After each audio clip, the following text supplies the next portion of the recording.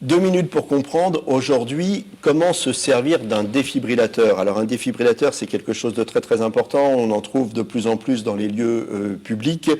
Je suis avec le professeur Éloi Marijon, vous êtes cardiologue. Des défibrillateurs, vous en avez d'un autre type dans les hôpitaux. Celui-là, c'est celui destiné véritablement au grand public. Comment on s'en sert de ça? C'est extrêmement simple, ça c'est un défibrillateur externe automatique. Donc on va simplement appuyer là sur le bouton vert. Voilà. L'appareil va se mettre à parler et à guider l'utilisateur en disant simplement prenez les patchs et collez les patchs sur le thorax. Un patch ici, afin de pouvoir délivrer le choc. C'est l'appareil qui fait tout le diagnostic et qui vous guide tout au long de la prise en charge.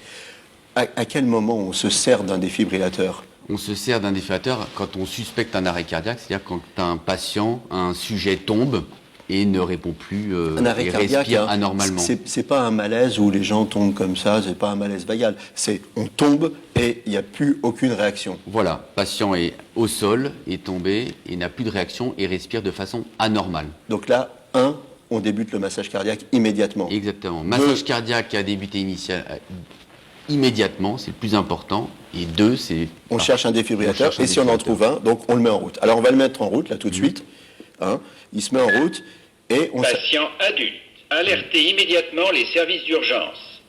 Retirez les vêtements pour dénuder le torse de la victime.